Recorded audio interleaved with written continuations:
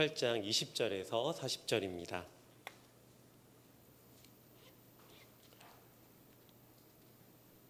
좀 길긴 하지만 우리 교독해서 함께 읽도록 하겠습니다. 아하비의 이스라엘의 모든 자손에게로 사람을 보내 선지자들을 갈멜산으로 모으니라. 엘리야가 모든 백성에게 가까이 나아가 이르되 너희가 어느 때까지 돌 사이에서 머뭇머뭇하려느냐.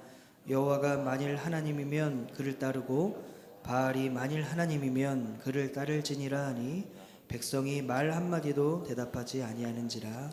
엘리야가 백성에게 이르되 여호와의 선지자는 나만 홀로 남았으나 바알의 선지자는 450명이로다. 그런즉 송아지 둘을 우리에게 가져오게 하고 그들은 송아지 한 마리를 택하여 각을 떠서 나무 위에 놓고 불은 붙이지 말며 나도 송아지 한 마리를 잡아 나무 위에 놓고 불은 붙이지 않고 너희는 너희 신의 이름을 부르라. 나는 여호와의 이름을 부르리니 이에 불로 응답하는 신 그가 하나님이니라. 백성이 다 대답하되 그 말이 옳도다 하니라. 엘리야가 바알의 선지자들에게 이르되 너희는 많으니 먼저 송아지 한 마리를 택하여 잡고 너희 신의 이름을 부르라. 그러나 불을 붙이지 말라. 그들이 받은 송아지를 가져다가 잡고 아침부터 낮까지 바알의 이름을 불러 이르되 바알이여 우리에게 응답하소서 하나 아무 소리도 없고 아무 응답하는 자도 없으므로 그들이 그 쌓은 제단 주위에서 뛰놀더라. 정오에 이르러는 엘리야가 그들을 조롱하여 이르되 큰 소리로 부르라. 그는 신인즉 묵상하고 있는지 혹은 그가 잠깐 나갔는지 혹은 그가 길을 행하는지 혹은 그가 잠이 들어서 깨워야 할 것인지 하매 이에 그들이 큰 소리로 부르고 그들의 규례를 따라 피가 흐르기까지 칼과 창으로 그들의 몸을 상하게 하더라. 이같이 하여 정오가 지났고 그들이 미친 듯이 떠들어 저녁 소재에 들을 때까지 이르렀으나 아무 소리도 없고 응답하는 자나 돌아보는 자가 아무도 없더라. 엘리야가 모든 백성을 향하여 이르되 내게로 가까이 오라. 백성이 다 그에게 가까이 가매 그가 무너진 여호와의 제단을 수축하되 야곱의 아들들의 지파의 수요를 따라 엘리야가 돌 12개를 취하니 이 야곱은 옛적에 여호와의 말씀이 임하여 이르시기를 내 이름을 이스라엘이라 하리라 하신 자더라. 그가 여호와의 이름을 의지하여 그 돌로 제단을 쌓고 제단을 돌아가며 곡식 종자 두세 알을 둘 만한 도랑을 만들고 또 나무를 버리고 송아지의 각을 떠서 나무 위에 놓고 이르되 통 넷에 물을 채워다가 번제물과 나무 위에 부으라 하고 또 이르되 다시 그리하라 하여 다시 그리하니 또 이르되 세 번째로 그리하라 하여 세 번째로 그리하니 물이 제단으로 두루 흐르고 도랑에도 물이 가득 찼더라. 저녁 소재 드릴 때에 이르러 선지자 엘리야가 나아가서 말하되 아브라함과 이삭과 이스라엘의 하나님 여호와여 주께서 이스라엘 중에서 하나님이신 것과 내가 주의 종인 것과 내가 주의 말씀대로 이 모든 일을 행하는 것을 오늘 알게 하옵소서. 여호와여 내게 응답하옵소서. 내게 응답하옵소서. 이 백성에게 주 여호와는 하나님이신 것과 주는 그들의 마음을 되돌이키심을 알게 하옵소서 하매 이에 여호와의 불이 내려서 번제물과 나무와 돌과 흙을 태우고 또 도랑에 물을 핥은지라. 모든 백성이 보고 엎드려 말하되 여호와 그는 하나님이시로다. 여호와 그는 하나님이시로다 하니 함께 했습니다. 엘리야가 그들에게 이르되 바알의 선지자를 잡되 그들 중 하나도 도망하지 못하게 하라 하매 곧 잡은지라. 엘리야가 그들을 기손 시내로 내려다가 거기서 죽이니라. 아멘. 우리 성도님들은 역사적인 이제 많은 인물들 중에 누구를 가장 존경하시나요? 우리나라 사람들에게 우리나라 역사적 인물 중에 역사적 많은 인물들이 있는데 그 많은 인물들 중에 누구를 가장 좋아하십니까? 라고 설문조사를 하면 누구라고 대답을 하겠습니까? 아마 예상하시겠지만 압도적인 1위를 달리고 있는 인물이 한 명 있습니다. 바로 누구인가요? 네, 바로 이순신 장군인데요. 이 이순신 장군이 치렀던 전투 중에서 가장 유명한 전투는 바로 임진왜란 중에 있었던 명량해전입니다. 이거 아마 10년 전에 나온 영화인데 보신 분이 많이 있을 겁니다. 자, 1597년에 이 조선의 해군과 일본의 이 해군은 이 명량해협에서 전투를 벌이게 됩니다. 자, 그런데 이 전투는 일단 수적으로 말이 되지 않는, 상대가 되지 않는 상황이었습니다. 일본 해군은 배가 몇 척이었을까요? 330여 척이나 되었는데 이순신 장군이 이끌고 있던 조선 해군은 겨우 몇 척입니까? 뭐 다 그 유명한 대사 있지 않습니까? 신에게는 뭐 12척의 배가 남아 있습니다라고 하는 것처럼 12척의 배밖에 가지고 있지 못했습니다. 그런데 결과는 어떻게 되었을까요? 우리가 다 알다시피 10세였던 조선 수군은 이제 별 피해도 받지 않고 이제 큰 승리를 거두게 됩니다. 자, 오늘 본문을 보면 이 명량해전보다 훨씬 더 큰 승리를 거두는 이야기가 오늘 본문에 등장을 합니다. 바로 갈멜산에서 이 엘리야 선지자가 엘리 선지자 한 사람이 이 850명이나 되는 바알의 제사장들을 이제 이긴 이야기입니다. 자, 오늘 본문의 주인공 엘리야는 열왕기상 17장부터 등장을 하게 되는데요. 성경을 많이 보시는 우리 석수교회 성도님 다 아시겠지만 엘리야가 활동하던 당시에 이스라엘의 영적인 상태는 어땠을까요? 영적으로 좋은 상태가 아니라 하나님 앞에 신실한 상태가 아니라 영적으로 굉장히 타락한 시대였습니다. 당시 이스라엘의 왕이었던 우리가 많이 들어봤던 아합 왕은 그 여인을 부인으로 누구를 맞이합니까? 이세벨을 아내로 맞이하게 되죠. 그리고 이세벨이 섬기던 이 바알신, 이방신 중에 바알신을 들여와서 이스라엘 사람들도 이 하나님이 아닌 바알신을 섬기게 이제 만듭니다. 아합 왕이 20년 동안 통치하면서 이스라엘은 우상을 섬기는, 그전에는 여호와 하나님을 섬기는 나라였지만 이제는 우상을 섬기는 비참한 국가로 전락하게 됩니다. 자, 그런데 영웅은 언제 등장합니까? 영웅은 좋은 시절이 아니라 이제 위기 상황 가운데 등장을 하게 되는 것처럼 이스라엘이 영적으로 어두운 이 시기에 누가 등장을 합니까? 오늘 본문에 나오는 이 엘리야 선지자가 등장해서 아합 왕에게 한 가지 제안을 하게 됩니다. 자신이 믿는 하나님이 진짜 신인지 아니면 아합이 믿는 이세벨이 믿는 바알이 진짜 신인지를 가리자라는 제안이었죠. 갈멜산에 제단을 쌓아놓고 그 제단에 불을 내리는 쪽의 신이 참신이다라는 것을 가리자는 제안이었습니다. 그래서 바알을 섬기는 선지자 450명, 이 아세라를 섬기는 선지자 400명에서 총 850명이나 되는 어마어마한 이 사람들이 이 갈멜산에 모이게 됩니다. 자, 이렇게 해서 1대 몇 명? 850명이라는 말도 안 되는 싸워봤자 질 게 뻔한 대결을 시작하게 됩니다. 축구 경기를 보시게 되면 축구 경기를 하다가 한 명이 태클을 심각하게 해서 굉장히 비신사적인 행동을 해서 퇴장을 당하게 되면 이제 어떻게 됩니까? 한 명이라고 하더라도 11대 10으로 싸우게 되면 그 축구 경기는 바로 기울어지게 됩니다. 그런데 1대 850이라니 이제 말도 안 되는 대결인 것이죠. 자, 인간적으로 보게 되면 이 대결은 피해야 되고 시도조차 하지 말아야 하는 대결임에도 불구하고, 그런데 엘리야는 어떻게 보면 질 게 뻔해 보이는 싸움을 홀로 시작을 하게 됩니다. 자, 왜 그럴까요? 이 엘리야는 왜 이 싸움을 시작하는 겁니까? 이 엘리야에게는 그들이 몇 명인지, 그들이 얼마나 대단한 능력을 가지고 있었는지는 전혀 중요한 게 아니었기 때문이죠.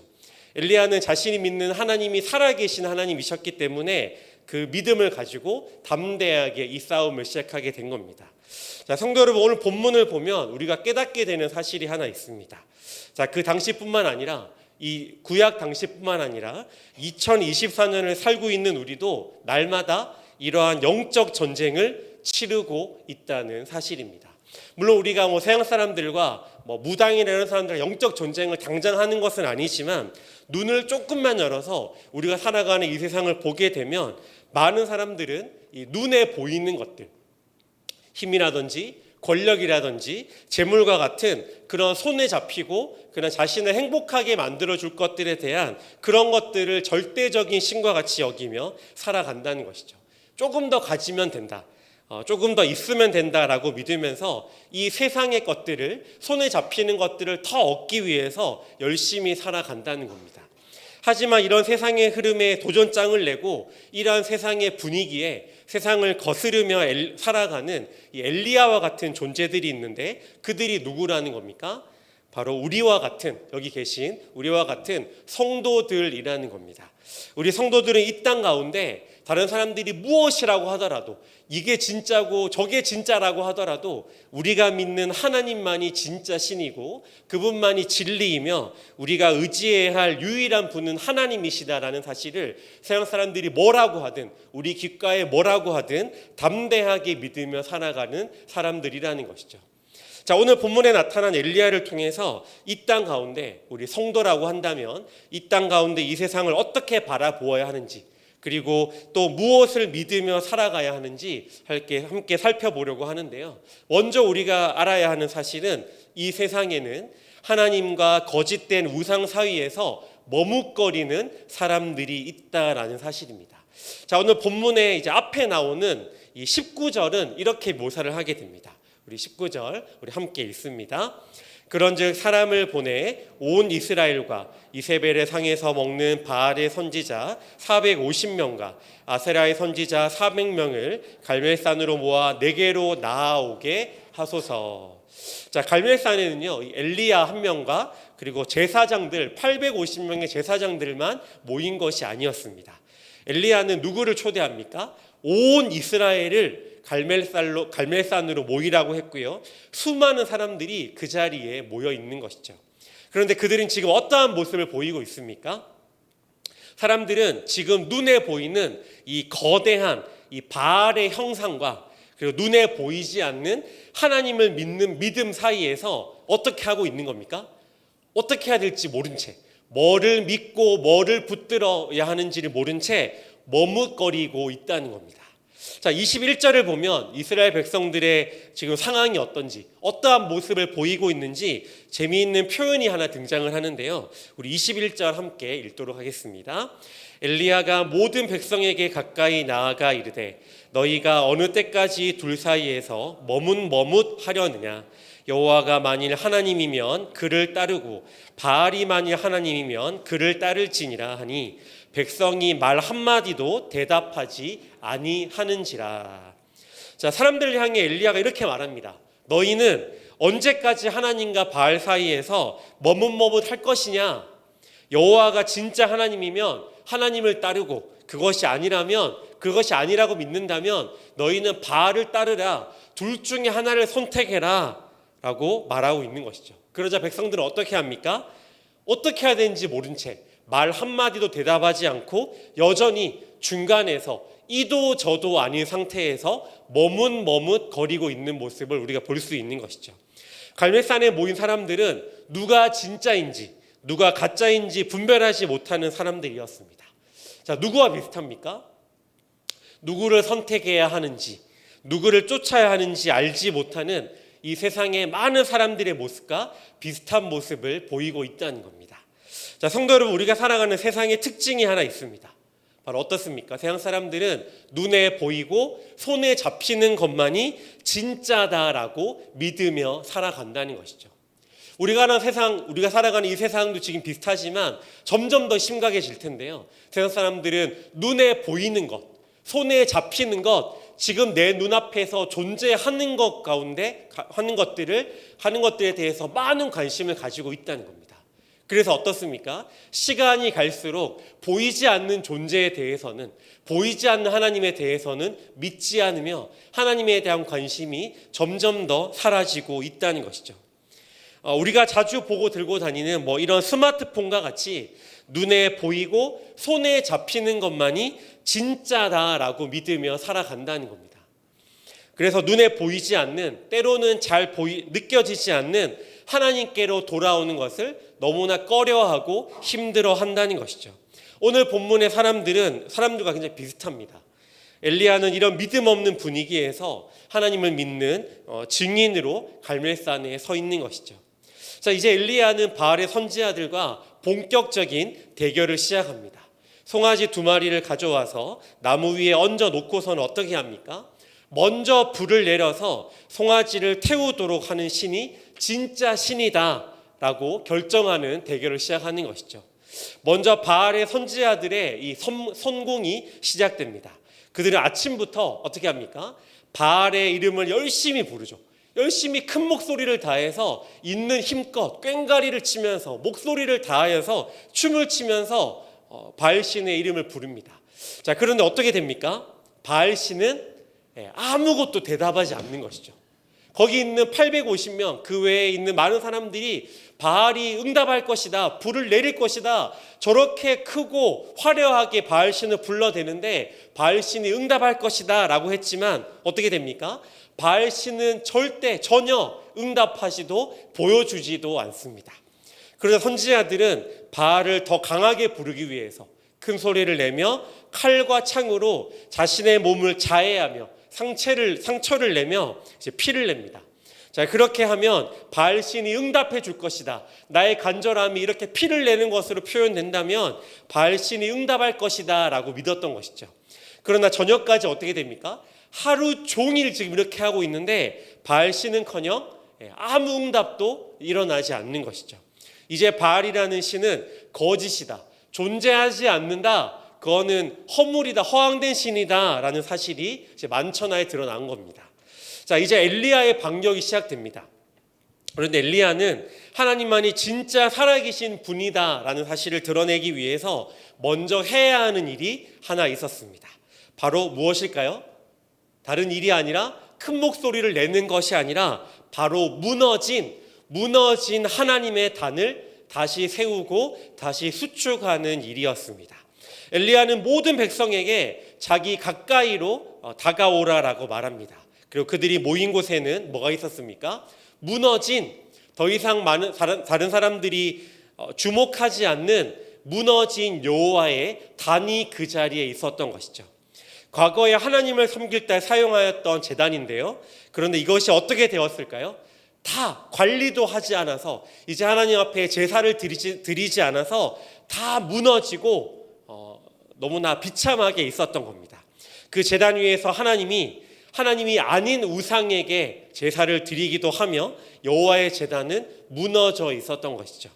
엘리야는 그들 앞에서 무너진 여호와의 단을 다시 수축하기 시작합니다.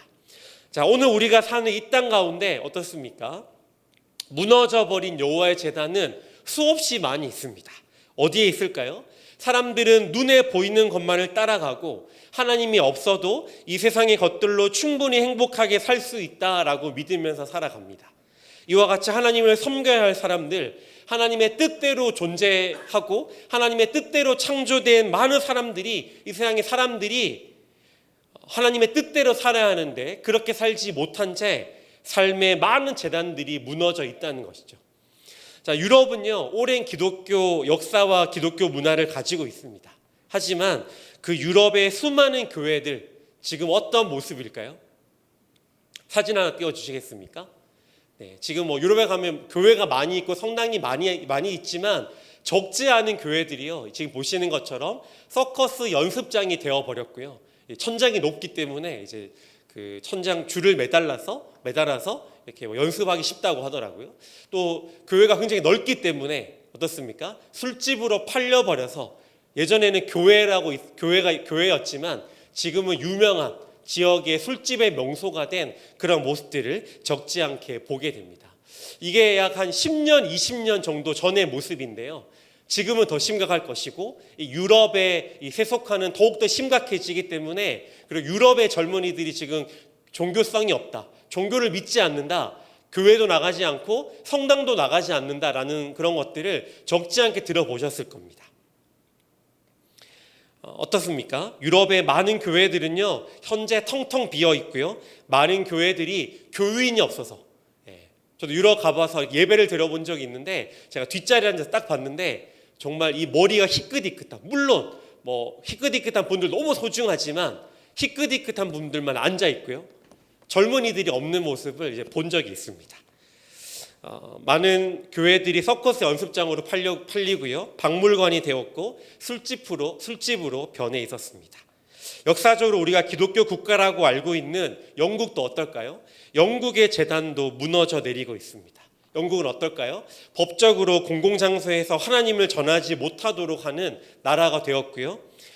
영국에서는요, 예수님이 그리스도이다, 예수께서 여러분의 죄를 위해 돌아가셨다, 여러분은 죄인입니다라고 하면 어떨까요? 잡혀갑니다. 법적으로 공식적으로 다른 사람들에게 종교를 강요하면 안 될 그런 상황이 된 것이죠. 또 공립학교와 공공 건물에 세워졌던 기독교 유산들은 철거되어서 없어지고 있다고 합니다. 또 영국뿐만 아니라 수많은 이 나라들이, 기독교 문화와 기독교 역사가 찬란했던 수많은 유럽의 나라들이 동성애와 같은 죄들을 용납하게 됐고요. 그것들을 입법화하면서 하나님의 제단은 그 나라 가운데 무너져 간다라는 소식들을 우리가 듣게 됩니다. 자, 우리나라는 어떻습니까? 우리나라는 하나님을 섬기는 제단이 되어야 할 우리나라의 수많은 가정이 어떻습니까? 수많은 가정들이 깨어져서 무너져 내리고 있습니다. 우리가 사는 대한민국은 한 달 동안 몇 명이 이혼을 할까요? 한번 찍어 보시겠습니까? 네. 몇 명 정도 이혼할까요? 한 몇 쌍 정도가 이혼을 하겠습니까? 한 달 동안. 이 30일 동안 한 달 동안 몇 쌍 정도가 이혼을 할까요? 네, 제가 공식적 통계를 봤는데요. 오늘 대한민국은 제가 4월, 지금이 7월이니까 3개월 전 통계인데, 우리가 사는 대한민국은 한 달 동안 7,700쌍이 이혼을 하는 나라라고 합니다. 한 달에 몇 명? 7,700쌍이니까 뭐 2명이니까 몇 명입니까? 15,000명 이상이 한 달 동안 이혼을 경험하고 있는 것이죠. 그럼 1년에 몇 명일까요? 1년에 약 10만 명이 넘는 사람들이 이혼을 경험하고 있는 상황입니다. 이게 공식적인 통계가 이런데 뭐 별거 하는 사람, 관계가 깨어져서 그냥 같은 공간에 살지만 말하지 않는 사람, 이런 사람까지 포함하면 훨씬 더, 몇 배나 훨씬 더 많은 과정들이 무너져 있는 것들 우리가 보게 되는 것이죠. 자, 어떻습니까? 하나님께서 원하시는 하나님을 예배하고 그 말씀대로 살아가야 할 그 기본 단위가 되는 이 가정의 제단들이 이제 무너져 내리고 있다는 겁니다. 이 외에도 얼마나 많은 부분이 깨어지고 찢어지고 무너지고 있는지 모릅니다. 제가 많은 예들이 있지만 그것을 말하면 시간이 많이 오래 걸리니까 말을 다 하지 않겠는데요. 우리 사회 가운데 가정과 사회와 많은 공동체와 조직 가운데 수많은 것들이 깨어지고 찢어지고 무너져 있다는 사실들을 우리는 적지 않게 매스컴을 통해서나 우리 주변의 상황들을 통해서 우리는 너무나 잘 알고 있는 게 사실인 것이죠. 본문에서 엘리야는 사람들을 가까이 오게 하고 자신들이 무너뜨린 여호와의 단을 두 눈으로 똑똑히 보게 합니다. 그리고 그들이 보는 앞에서 어떻게 합니까? 무너져 내린 제단을 다시 쌓는 작업들을 이제 시작하는 것이죠. 야곱의 아들들, 곧 이스라엘 12지파를 의미하는 이 12돌을 취하여서 단을 다시 수축하고 그 위에 제물이 올려지게 됩니다. 그리고 그 제단에다가 송아지를 얹고 12통의 물을 붓습니다. 상식적으로 물이 흥건하면 거기에 아무리 불을 붙여도 불이 붙을 수가 없지만, 그런데 엘리야는 12통이나 되는 많은 양의 물을 제단에다가 충분히 붓습니다. 그리고는 이렇게 기도하는 것이죠. 우리 36절과 37절을 함께 읽도록 하겠습니다. 함께 읽습니다. 소재 드릴 때에 이르러 선지자 엘리야가 나아가서 말하되 아브라함과 이삭과 이스라엘 하나님 여호와여, 주께서 이스라엘 중에서 하나님이신 것과 내가 주의 종인 것과 내가 주의 말씀대로 이 모든 일을 행하는 것을 오늘 알게 하옵소서. 여호와여, 내게 응답하옵소서. 내게 응답하옵소서. 이 백성에게 주 여호와는 하나님이신 것과 주는 그들의 마음을 돌이키심을 알게 하옵소서 하매. 엘리야는 이 아까 바알의 선지자들이 했던 것처럼 요란하지도 몸에 상처를 내어 피를 흘리지도 않습니다.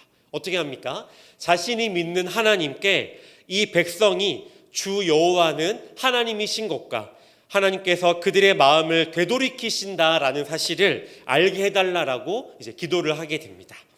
엘리야가 기도를 합니다. 자, 그렇게 하자 어떤 일이 일어나게 됩니까?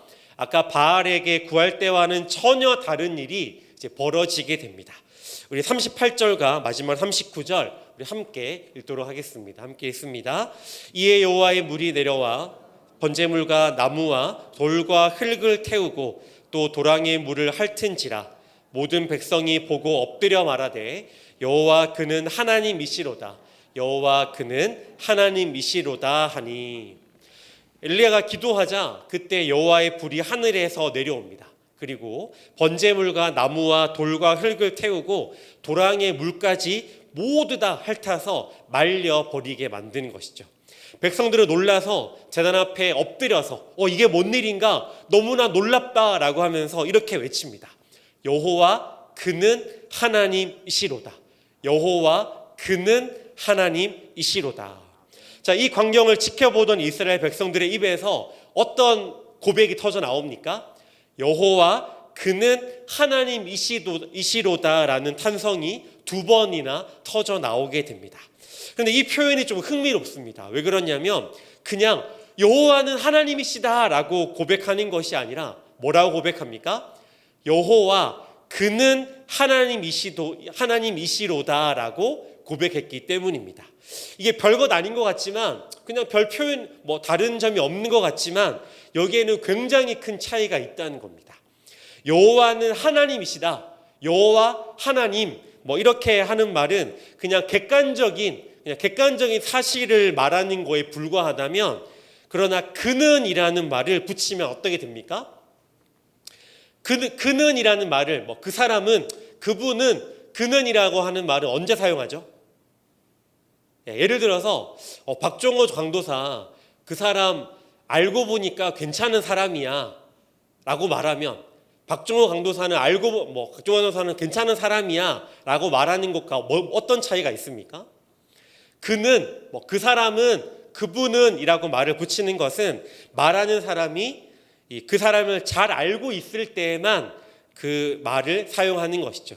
여호와는 하나님이시다라는 말이 그냥 객관적 사실, 내가 별 체험하지도 않았고 그냥 책에서 읽었거나 그냥 그렇겠지라고 하는 객관적인 사실에 불과하다면, 여호와 그분은 하나님이시다라는 말은 어떤 겁니까? 내가 체험을 통해서 내가 느꼈고 내가 보았고 내가 경험했고 내가 이런 체험을 통해서 너무나 잘 알게 된 사실이다, 그게 진짜다, 그것을 부인할 수 없다라는 사실을 말할 때 이렇게 표현을 하는 것이죠. 요약하면 무슨 뜻입니까? 드디어 이제서야 여호와 하나님만이 온 세상을 다스리시는 유일하신 하나님이심을 내가 알고 확신하게 되었다라고 고백하는 것이 이 말 속에 포함되어 있다는 겁니다. 바꿔 말하면 지금껏 자신들이 섬겼던 우상들은 전혀 신이 아니었고, 조금 전에 하늘에서 강력한 불을 내려서 도랑의 물을 전부 핥아버린 그분이 바로 하나님이시다, 그분이 살아계신 여호와이시다라고 고백하고 있는 것이죠. 여호와는 하나님이다라고 고백하며 믿는 신앙과 여호와 드디어 그분은 하나님이시다라고 고백하며 믿는 신앙은 전혀 다르다는 겁니다. 여호와 그분은 하나님이시다라는 말에는 나에게 역사하시는, 나에게 살아계시는, 내가 믿고 체험하고 경험하였던 이라는 말이 생략되어 있다는 것이죠. 성도 여러분, 우리가 믿는 하나님은 살아계신, 그리고 지금 이 시간도 살아 역사하시는 하나님이시라는 겁니다. 바알처럼 아무리 외치고 부르짖어도 침묵하는 신이 아니라, 그분은 존재하지도 않는 신이 아니라 죽은 신도 아니라, 갈멜산에서 이 엘리야가 기도했을 때 응답하시고 일하셨던 것처럼 지금도 살아계셔서 응답하시고 역사하시는 하나님이라는 사실인 것이죠. 우리가 믿는 기독교 신앙은 뜬구름을 잡는 것처럼 추상적인 종교가 아닙니다. 기독교의 신앙은 굉장히 체험적이고요, 굉장히 실제적인 신앙을 가지고 있는 것이죠. 그렇다면 우리에게는 어떤 신앙이 있어야 할까요? 여호와는 하나님이시다라고 말하는 그런 딱딱하고 뻔하고 생명력 없는 그저 그런 신앙이 아니라, 여호와 그분은 하나님이시다, 이제서야 드디어 내가 알겠다, 여호와 그분은 내가 믿었으니, 내가 경험했으니까, 내가 맛보았으니까, 내가 체험했으니까, 내가 보았으니까 그는 살아계신 하나님이시다라고 고백하는 체험적이고 생명력이 있어서 꿈틀거리는 신앙이 우리에게 있어야 한다는 겁니다. 살아계신 하나님을 실제적이고 구체적으로 경험하고 만나는 것이 우리에게 필요하다라는 사실인 것이죠. 말씀을 정리하도록 하겠습니다. 먼저 이 세상에는 하나님과 세상 사이에서 머뭇거리는 사람들이 존재한다는 겁니다. 심지어 기독교인들 사이에서도 머뭇거리는 사람들이 존재한다는 것이죠. 하나님께서 그들에게 원하시는 것은 무엇이겠습니까? 이 세상의 거짓된 흐름, 이 세상에 그저 눈에 보이는 화려하고 그저 그럴싸해 보이는 그런 흐름, 그런 목소리를 따라 쫓는 것이 아니라 눈에 보이지는 않으시지만 진리이신 하나님을 선택하는 것과 엘리야처럼 하나님을 신뢰하는 자리에 있어야 한다라는 사실입니다. 두 번째로 하나님은 자신이 서 있는 곳에서 이 무너진 대단을 쌓고 담대하게 하나님 편에 설 수 있는 그런 사람을 찾으신다는 사실입니다. 때로는 외롭고 두렵지만 하나님을 의지하여 무너진 곳을 보수할 수 있는 그런 사람을 하나님께서 찾으신다는 것이죠. 성도 여러분, 그렇다면 지금 우리는, 지금 여러분은, 지금 우리는 지금 어떠한 자리에 서 있습니까? 우리가 지금 하나님 편에 믿음으로 서 있는지 돌아보고 믿음으로 하나님을 따라야 한다는 사실입니다. 하나님께서는 이 땅 가운데 교회와 또 하나님을 믿는 성도들을 이 엘리야와 같은 일을 감당하도록 세우셨습니다. 그러기 위해서는 어떻게 해야 할까요? 오늘 본문에서 보았던 것처럼 제단 앞에 가까이 나아가야 하는 것이죠.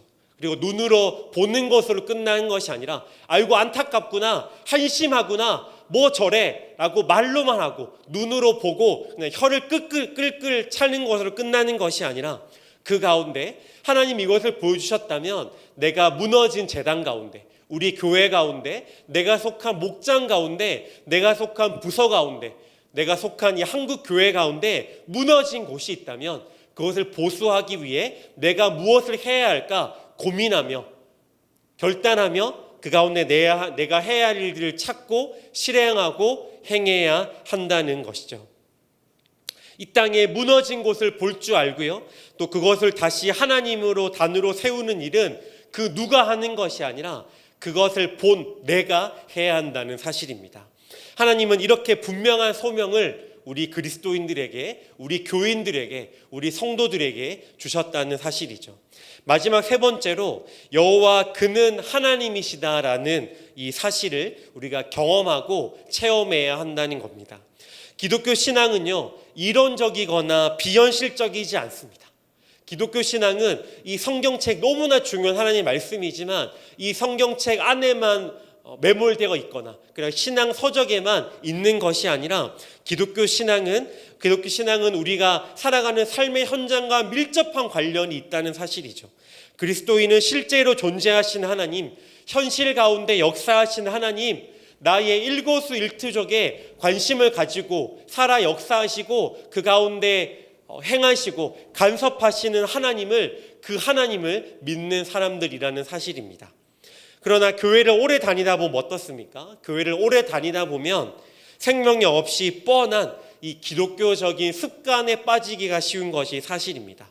그러다 보면 교회를 다닌 기간은 오래되었지만, 교회에 오랫도록 다녔지만, 기독교의 신앙의 연수가 오래되었지만 생명력이 없는 신앙이 될 가능성이 우리에게 존재하는 것이죠. 그러나 그럴 때 우리에게 필요한 것은 무엇입니까? 하늘의 불로 임하셔서 제단의 번제물과 나무와 돌과 흙을 태우시고 그 물을 몽땅 전부 마르게 하신 하나님을 내가 눈으로, 피부로 체험하고 경험하는 것이 우리에게 필요하다는 겁니다. 그것이 어떠한 신앙입니까? 그것이 생명력 있는 신앙이라는 것이죠. 그 광경을 눈으로 보고 그 소리를 자신이 직접 귀로 들으며 여호와 내 입술로 여호와 그는 하나님이시다. 내가 그전에는 잘 몰랐었는데, 잊었었는데, 잊고 있었는데 여호와 그분은 진짜 살아계신 하나님이시다 라는 고백이, 그런 삶의 고백이 우리 가운데 날마다 터져 나와야 한다는 것입니다. 성도 여러분, 혹시 교회를 오래 다녀서 예배에 많이 참여하지만 미지근해져 있는 신앙, 그저 그런 신앙, 하나님이 예전에는 내 삶 가운데 일하셨고 나에게도 그런 간증들이 많이 있는데 요즘 들어보니까 내가 좀 무감각해져 있고 하나님이 잘 일하시지 않는 것 같고, 하나님은 예전에는 가까이 일하셨던 것 같은데 지금 하나님은 나와 굉장히 멀리 있는 것처럼 느껴지고 있는 분 혹시 계시지 않으십니까? 그렇다면 하나님의 제단 가운데 나아와서 그분은 여호와 그분이 살아계신 하나님이시다라는 고백들로 하나님을 체험하고 믿는 그러한 경험과 체험들이 우리 안에 있기를 소망합니다.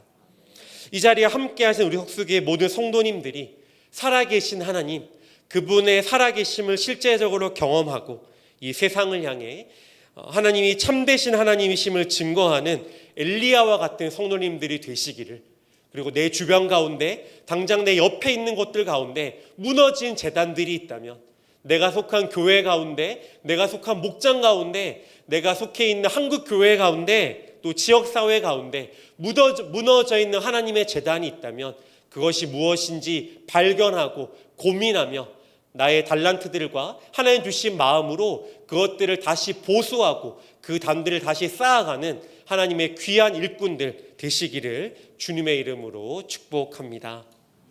우리 함께 시간 찬양하며 또 기도하며 하나님 앞에 또 나아가도록 하겠습니다.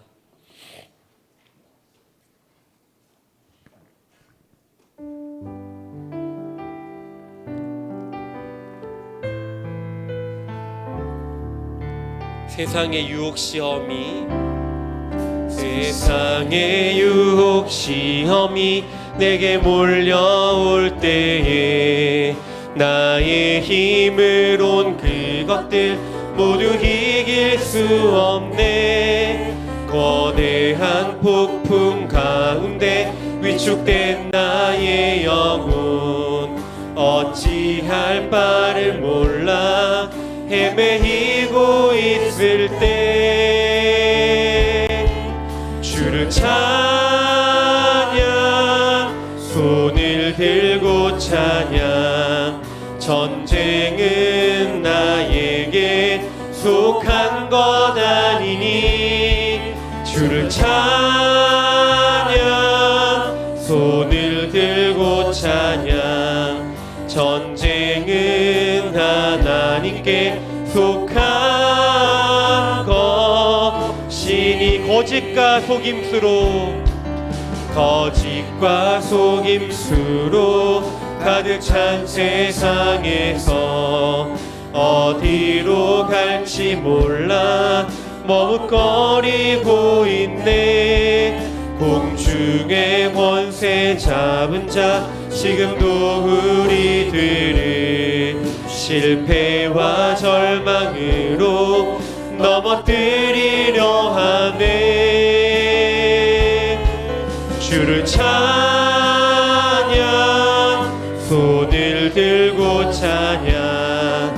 전쟁은 나에게 속한 것 아니니 주를 찬양, 손을 들고 찬양. 전쟁은 하나님께 속한 것이니 주위를 둘러보면 아무도 없는 듯 믿음의 눈을 들면 보이는 분 계시네. 지금도 내 안에서 역사하고 계시는 사망과 어둠의 권세 물리치신 예수님. 주를 찬양, 손을 들고 찬양. 전쟁은 나에게 속한 것 아니니 주를 찬양, 손을 들고 찬양. 전쟁은 하나님께 속한 것이니. 우리 시간 나누었던 말씀 가지고